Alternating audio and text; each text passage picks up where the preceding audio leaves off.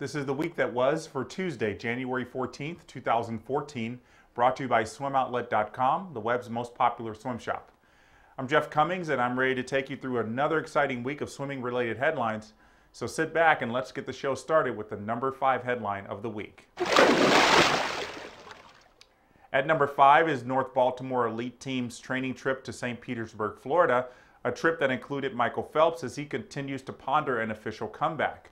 Phelps' 9-month drug testing blackout ends next month, so the clock is ticking on that decision. Also attending the training camp of note was Usmaluli, who is planning to join the group full-time, and Jessica Long, the Paralympic champion, who is getting some great training with other swimming greats. While the team is trying to maintain a low-key profile during their time there, they got the attention of the Westminster College team also training in the area, and they spoke with the local TV station about sharing the pool with Phelps and company. We're sitting there and we're like, oh, that kid looks really like Michael Phelps, but we were like, no, he's too short, like, he's not even going to be here, like, he didn't say he was going to be here, it's probably not him. Just about everyone from the North Baltimore team, except Phelps, of course, will be racing at the Austin Grand Prix this weekend. We'll see how training in Florida translates to racing when they step up in Austin, starting on Friday. Our number 4 headline this week comes from Great Britain and the news that legendary coach Bud McAllister is leaving his training base in Swansea for Australia. The move was prompted by British Swimming's decision to drop Swansea as one of the country's intensive training centers, which means less money and fewer resources available for swimmers there. Welsh Swimming is trying to fill the void with support of its own, but a couple of top swimmers have already announced they are leaving for other training bases. The only one staying will be Jazz Carlin, who rose to international success with McAllister's guidance. McAllister hasn't said publicly where he plans to coach in Australia, but he could be a big draw for the future of swimming there.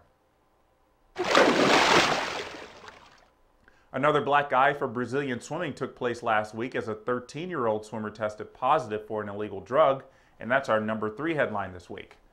The athlete's name hasn't been revealed because he is underage, but the drug he tested positive for has been widely publicized. Methamphetamine has been a major issue for athletes around the world in the past few years, and the sentence for the Brazilian kid is just 4 months. Brazil has yet to have a year without a drug doping ban in 10 years, a record they are likely hoping to break before they host the Olympics in 2 years. On Sunday in Japan, Kosuke Hagino stepped up for the 400 IM at a short course meters meet in Tokyo, and the result was a Japanese and Asian record for the 19-year-old. Hagino's time of 3:56.48 took 2 seconds off Daya Seto's national and continental record from last August. For a bit of perspective, it's the second fastest swim in history, just 9/10 of a second off Ryan Lochte's world record of 3:55.50 from 2010. Hagino has been making major strides in the 400 IM in the past 2 years, first earning a bronze medal in the event at the 2002 Olympics. Hagino was on pace to win the World Championship title last summer, but fell off the pace in the final meters to place 4th. Hagino had just returned from a training camp in Flagstaff, Arizona, putting in some tough training at altitude.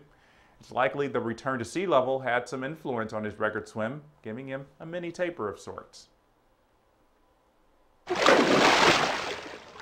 And now we're at the number 1 headline of the week, and it's the news that Ryan Lochte's return to competition will take place at the Arena Grand Prix, not far away from our Swimming World TV studios in Mesa, Arizona, in April. Lochte has been rehabbing a knee injury from October that came from a freak encounter with a fan that caused him to bang the knee on the curb and damage some cartilage. It appears rehab has been going well, with Lochte apparently ready to race just 6 months later. Lochte had been signed up to swim in this weekend's Austin Grand Prix, but his coach David Marsh told Swimming World that Lochte is going to wait a little bit longer. Much of the speculation over Lochte's return questions his ability to do breaststroke kick, which a person coming off a major knee injury might or might not be able to do well. Lochte is the world record holder in the 200 IM, and I'm sure he's very anxious to race that event well in time for Nationals and the Pan Pacific Championships this summer. That's going to do it for this edition of The Week That Was. Join me next week when we recap another few days of what is bound to be some great aquatic sports headlines. I'm sure the Grand Prix in Austin will give us more than a few things to talk about. I'm Jeff Cummings, and that was The Week That Was.